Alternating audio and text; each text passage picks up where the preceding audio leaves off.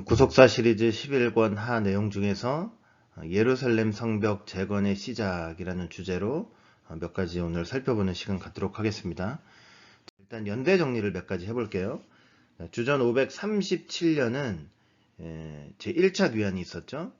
중심 인물은 스룹바벨이었고 이 귀환의 목적은 성전을 재건하기 위함이었습니다. 그리고 주전 516년에 그 귀환의 목적대로 이 스룹바벨 성전이 완성이 되었죠. 주전 458년은 제2차 귀환이 있었던 해인데 중심 인물은 에스라였습니다. 제사장 겸 학사였죠. 이 귀환의 목적은 성전이 재건되었으나 이제 그 성전에서 신앙생활 해야 될 그 백성들이 신앙으로 회복하는 게 또 중요하잖아요. 언약 백성으로서 신앙 회복이 이 귀환의 목적이었습니다. 그래서 에스라는 하나님의 말씀인 율법을 힘을 다해서 가르쳤죠. 주전 444년은 제3차 귀환이 있던 해입니다. 중심 인물은 느헤미야였고 이 귀환의 목적은 무너졌던 예루살렘 성벽을 이제 재건하는 것이었어요. 주전 516년에 성전은 재건되었지만은 그 예루살렘 성벽의 대부분은 여전히 무너진 상태였죠. 귀환자들은 이 성전을 재건한 다음에 성벽을 재건하기 위해서 계속적으로 노력을 했지만 대적들의 방해로 매번 중단이 됐습니다.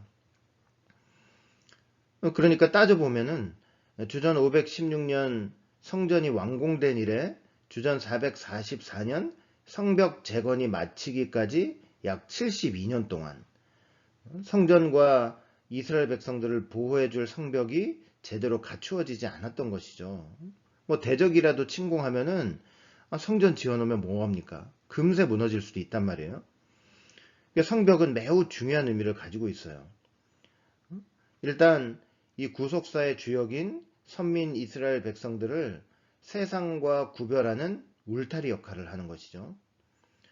또 그들을 보호하시고 호위하시는 하나님의 절대 보호를 가리킵니다. 우리가 성벽 재건 과정을 이렇게 살펴보는 이유는 뭐냐면 오늘날 성도가 죄악된 세상 속에서 자신을 지키고 또 나아가 세상과 구별된 삶을 살기 위해서 영적인 성벽이 어떻게 세워져야 하는지를 이제 보여주기 때문이에요. 아주 중요한 내용이라는 거 다시 한번 생각하시면서 우리 공부하셨으면 좋겠어요. 오늘은 그래서 이 성벽 재건의 시작에 대해서 이제 어떻게 시작이 되었는가에 대해서 이제 몇 가지 좀 살펴보는 시간을 갖도록 하겠습니다. 자, 첫 번째는 하나니의 보고입니다. 자, 바사왕 아닥사스다 제20년이죠. 주전 444년입니다. 느헤미야가 바산의 수산궁에 있었어요. 느헤미야는 그 수산궁에서 무슨 일을 했냐면 아닥사스다 왕이 마시는 술을 담당하는 관원이었습니다. 그러니까 높은 고위직에 있었던 거죠. 왕을 가까이 할 수 있는 고위직. 자, 그때 이 느헤미야의 형제 중 하나인 하나니와 함께 이제 두어 사람이 찾아와요. 그리고 느헤미야는 그들에게 예루살렘 형편을 묻죠. 느헤미야 1장 2절 말씀 볼 때 나의 한 형제 중 하나니가 두어 사람과 함께 유다에서 이를 얻기로 내가 그 사로잡힘을 면하고 남아있는 유다 사람과 예루살렘 형편을 물은즉. 자, 하나니 이 보통 사람 아닙니다. 예루살렘에서 바산의 수산궁까지 약 1600km예요. 보통 아니죠. 성전은 완공됐지만 예루살렘 성벽이 무너져 있었기 때문에 아까도 말씀드렸듯이 대적들의 공격에 쉽게 노출되잖아요. 금방 쳐들어올 수가 있어요. 벽이 있어야 막잖아요. 원수들을 막잖아요. 근데 벽이 없으니 무너져 있으니 언제든 누군가 침략하면요 쉽게 정복당할 수 있는 것입니다. 아마 예루살렘에 사는 누구라도 걱정하고 근심했을 거예요. 이거 어떻게 하면 좋겠냐고. 성벽이 없으니 누가 침략당하면 누가 침략을 한다면 우린 그냥 당할 수밖에 없지 않냐고. 뭐 발만 동동동동 구르는 거죠. 바로 그때 누가 나섰느냐? 오늘 느헤미야 1장 2절 말씀 볼 때 느헤미야의 형제 중 하나니가 손을 번쩍 들고 내가 저 바사 수상궁에 있는 내 형제 느헤미야에게 한번 가보겠다고. 왕과 가까이 있으니까 무슨 해결책이 있지 않겠냐고. 그에게 도움을 좀 청해 보겠다고. 사실 누구라도 선뜻 나설 수 없는 그런 상황에서 아주 기꺼이 자원을 한 것입니다. 많은 사람들이 걱정하고 고민을 했지만 그저 걱정하고 고민하는 것으로만 끝난 것이 아니고 행동하는 믿음이죠. 행동하는 믿음. 때로는 행동하는 믿음이 하나님의 구속사를 이루어 가는 겁니다. 뭐 말 안 하고 행동 안 하고 하나님이 알아서 다 해주시겠지, 어떻게 되겠지, 이게 아니고요. 때로는 말을 해야 될 때 말을 하고 행동할 때 행동을 하는 그 믿음으로써 하나님의 구속사가 전진되기도 하는 거예요. 이때 하나님과 손 딱 들고 내가 가보겠다고 얘기하지 않았으면은 어떻게 이런 귀한의 역사가 있겠으며 성적 재건의 역사가 있었겠습니까? 용기 있게 내가 가보겠다고 손을 들어줬기 때문에 이런 놀라운 역사가 시작이 된 것이죠. 이런 마음을 준 것도 하나님이실 것입니다. 하나님께서 그를 통해서 그런 마음을 주셔서 이렇게 행동하게 하신 거라고 저는 분명히 생각을 하고 있어요.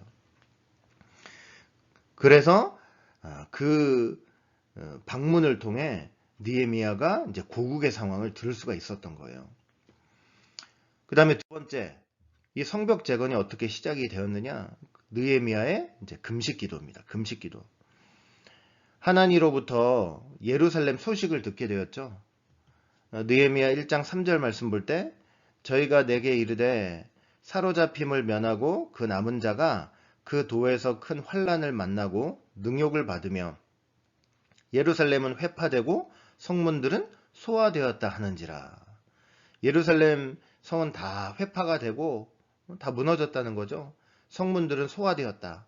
전부 불타가지고 채가 되었다. 이렇게 보고를 한 거예요. 이 보고를 듣자마자 느헤미야는요. 그냥 남 얘기 듣듯이 그렇게 들은 것이 아니고 그 즉시 금식하며 기도를 시작했어요. 느헤미야 1장 4절 볼 때 내가 이 말을 듣고 앉아서 울고 수일 동안 슬퍼하며 하늘의 하나님 앞에 금식하며 기도하여. 생각해 보세요. 이미 남의 나라에서 그것도 왕의 최측근이 되어가지고 잘 먹고 잘 살고 있는 때 아닙니까? 고국의 문제에 대해서는 그냥 무시할 수 있어요. 남의 문제다. 그런데 느헤미야는 그러지 않고 그 소식을 듣자마자 슬퍼가지고 앉아서 울면서 하나님께 금식하며 기도했다고 했어요. 어떻게 이럴 수가 있겠습니까? 항상 떠난 곡을 생각했기 때문이고 늘 성전을 생각했기 때문에 이런 일이 가능하지 않겠냐고요. 어디 있든지 간에 하나님을 생각하고 하나님의 백성을 생각하고 성전을 생각했기 때문에 이런 일이 가능하지 않았겠냐고요. 늘 생각했기 때문에 그 소식을 듣고 그냥 슬퍼서 눈물로 하나님 앞에 금식하며 기도를 시작을 할 수 있었던 것입니다. 이 눈물의 기도가 성벽을 재건하는 참 귀한 시작이 됐다는 거예요. 자, 느헤미야가 어떻게 기도했는지 한번 생각해 볼까요? 첫째는 죄를 자복하는 기도를 했습니다. 죄를 자복하는 기도. 뭐 그 소식을 듣자마자 당장에 성벽을 재건하여 주시옵소서 이게 아니고 먼저 죄를 자복하는 기도를 했어요. 느헤미야 1장 6절부터 7절 볼 때 이제 종이 주의 종 이스라엘 자손을 위하여 주야로 기도하오며 이스라엘 자손의 주 앞에 범죄함을 자복하오니 주는 귀를 기울이시며 눈을 여시사 종의 기도를 들으시옵소서. 나와 나의 아비집이 범죄하여 주를 향하여 심히 악을 행하여 주의 종 모세에게 주께서 명하신 계명과 율례와 규례를 지키지 아니하였나이다. 느헤미야가 그 성벽이 무너지고 성문들이 다 불타왔던 그 소식을 듣고 나서 제일 먼저 기도하는데 어떤 기도를 했느냐? 회개 기도예요. 회개 기도. 조국의 비참한 현실 앞에서 이스라엘 자손의 죄를 태신하여 회개하는 기도. 더 나아가 느헤미야 자신도 하나님 앞에 범죄하였음을 고백하며 회개하는 기도. 어떤 문제를 놓고 기도하든지 먼저 자기를 살피는 기도에 자기는 살피는 기도. 성벽이 저렇게 무너지고 예루살렘 상황이 저렇게 처참하게 된 이유는 역사적인 역학관계 속에서 그렇게 됐다는 것도 있지만 무엇보다 하나님 앞에 내가, 내 자신이, 우리가, 우리 가정이, 우리 민족이 범죄했기 때문이라는 사실을 분명히 알고 있었기 때문이에요. 주의 종 모세에게 주님께서 주신 계명과 율례와 규례를 지키지 않았기 때문에, 그래서 저 지경이 됐다는 거 분명히 인식하는 기도예요. 성도가 자기를 살피고 자신의 허물을 자복하고 회개해서 악한 길에서 떠날 때 하나님께서는 반드시 그 기도를 들어주시고 모든 죄를 용서해 주시고 회복해 하시는 역사가 있는 거예요. 내 이름으로 일컫는 내 백성이 그 악한 길에서 떠나 스스로 겸비하고 기도하여 내 얼굴을 구하면 내가 하늘에서 듣고 그 죄를 사하고 그 땅을 고칠지라. 얼마나 감사합니까? 내가 이르기를 내 허물을 여호와께 자복하리라 하고 주께서 내 죄를 아뢰고 내 죄악을 숨기지 아니하였더니 곧 주께서 내 죄악을 사하셨나이다. 아멘. 우리가 어떤 문제를 놓고 간절히 하나님 앞에 소망하고 기도할 때 무엇보다 내 자신을 살피고 우리를 살피면서 하나님 앞에 철두철미하게 기도하는, 회개하는 그런 사람들이 돼야 될 거예요. 하나님이 아무리 좋은 걸 주시려고 하고 아무리 회복을 시켜주시려고 해도 예레미야 보세요. 내 머리 하나님께서 우리한테 복을 주시려고 해도 이 죄악이 하나님과 내 사이를 가로막고 있는 거예요. 회개해야 돼, 회개. 내 자신을 살피면서 회개해야만 하나님께서 좋은 거 주시고 회복해 하시는 역사가 있는 거예요. 회개 운동이 일어나야 되는 것입니다. 좋은 걸 받고 모든 것이 회복되려면. 느헤미야가 그거 알고 제일 먼저 하나님 앞에 죄를 자복하는 기도를 했던 것이죠. 자, 느헤미야의 금식 기도는 두 번째, 철저하게 말씀에 근거한 기도였습니다. 느헤미야가 기도하는데, 회복시켜달라고 기도하는데 그냥 자기의 소원만 아랜 것이 아니고 말씀에 근거해서 그렇게 아랬다는 것이죠.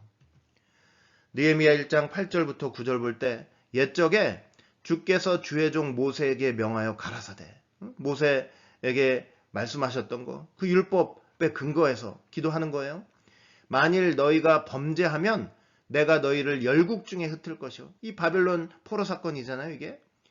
만일 내게로 돌아와서 내 계명을 지켜 행하면 너희 쫓긴 자가 하늘 끝에 있을지라도 내가 거기서부터 모아 내 이름을 두려고 택한 곳에 돌아오게 하리라 하신 말씀을 이제 청컨대 기억하옵소서. 하나님이 모세를 통해서 말씀하신 내용이 있잖아요. 범죄하면 하나님이 열국 중에 다 흩어져 버릴 것이다. 그러나 만일 내게로 돌아와서, 회개 아닙니까? 내게로 돌아와서 말씀을 지키고 행하면 내가 반드시 다시 돌아오겠다. 너희들 어디에 있든지, 세상 끝 어디에 있든지 다 모아서 내가 이름을 두려고 택한 예루살렘에 다 돌아오게 하겠다. 이 말씀하신 거 아니에요.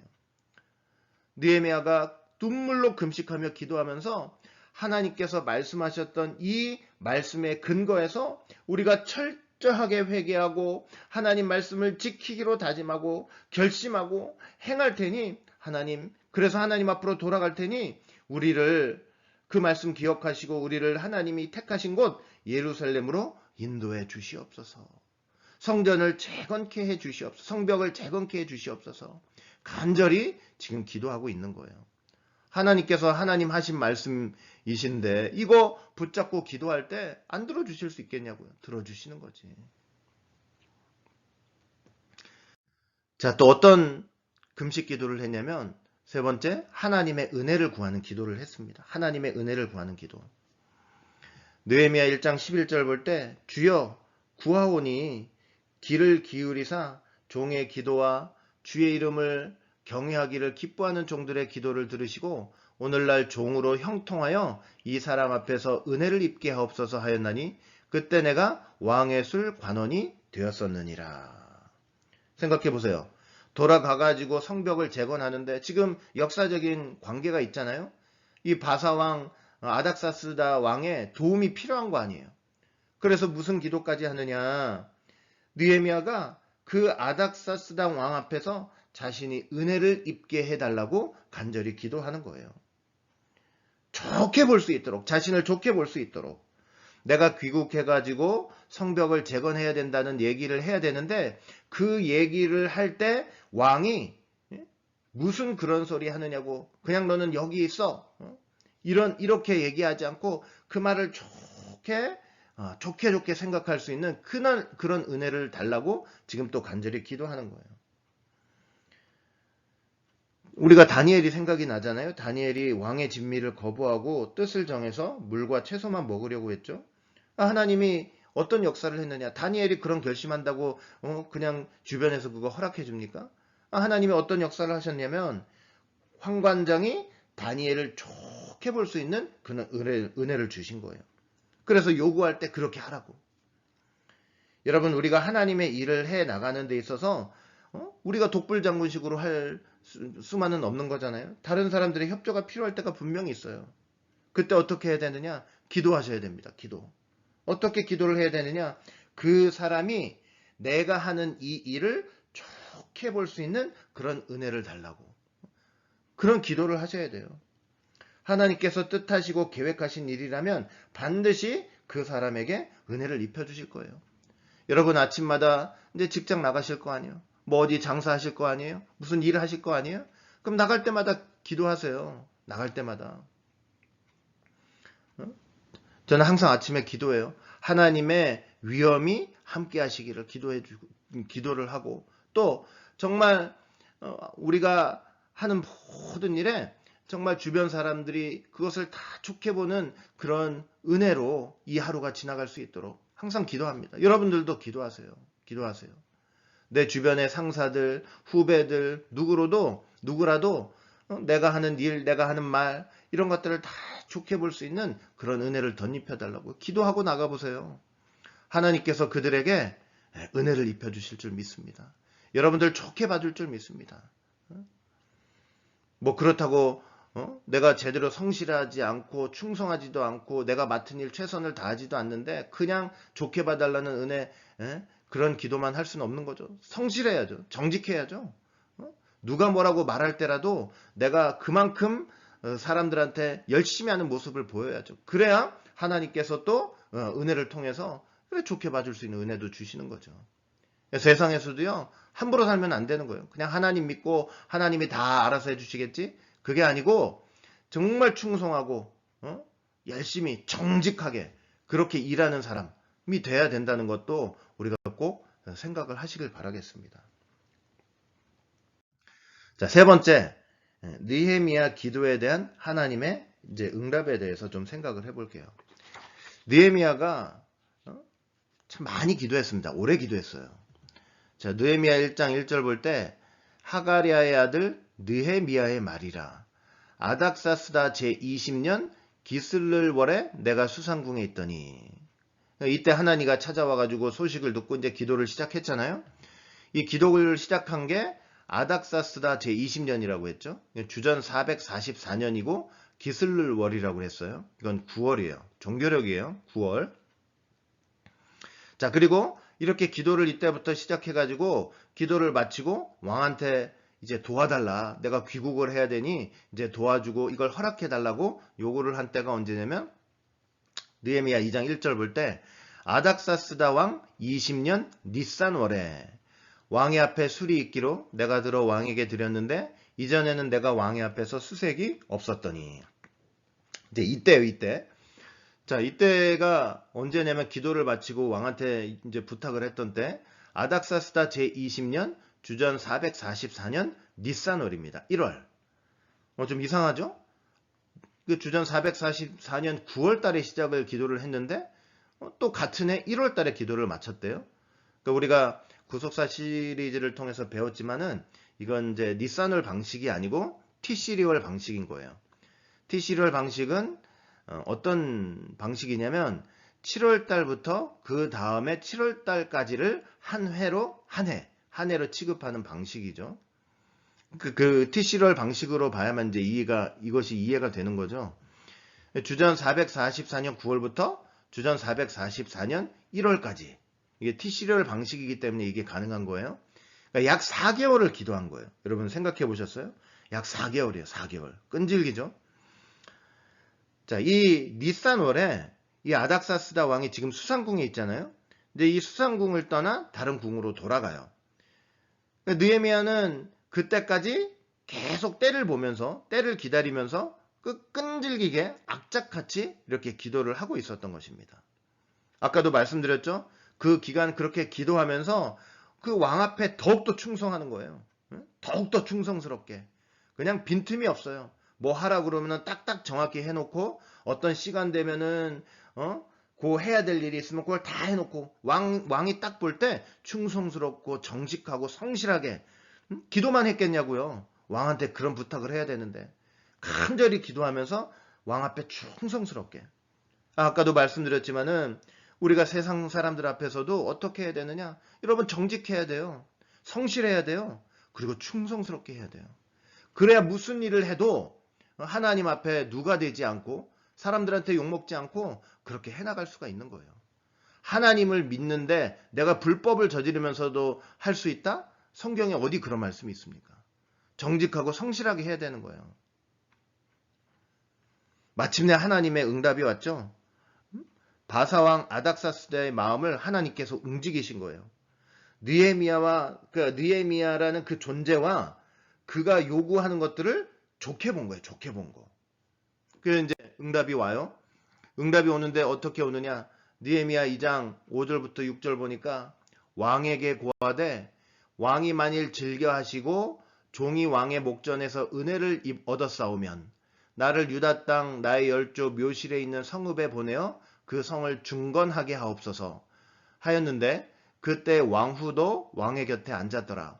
왕이 내게 이르시되 내가 몇 날에 행할 길이며 어느 때에 돌아오겠느냐 하고 왕이 나를 보내기를 즐겨 하시기로 내가 기한을 정하고. 얼마나 감사한 일입니까? 4개월 동안 눈물로 기도하면서 왕 앞에 충성하고 정직하고 성실하게 하나님께서 그 왕의 마음을 탁 움직이신 거예요. 성을 중건하게 해달라 부탁을 했잖아요. 내가 좀 갔다 오겠습니다. 그랬더니 왕이 그 얘기를 딱 듣더니 그 느헤미야를 보내는 것을 즐겨했다. 이렇게 말씀을 하고 있잖아요. 그뿐만 아니죠. 조서를 내리도록 좀 부탁을 했단 말이에요. 그 부탁도 들어주는 거예요.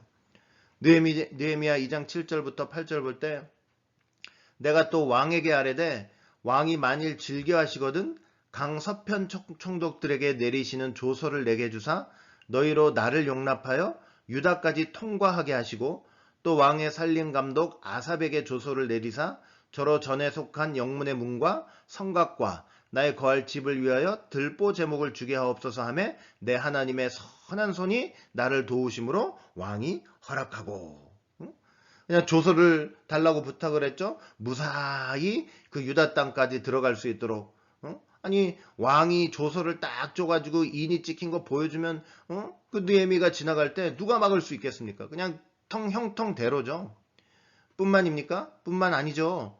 또 뭐 영문의 문, 성곽, 자신이 거할 집을 위해서 그 나무 제목도 이렇게 주게 하옵소서. 그 그 조서를 딱 써주니까 그것도 그냥 만사 형통되는 거예요. 뭐라고 고백해요? 하나님의 선한 손이 나를 도우셔서 왕이 그걸 다 허락했다.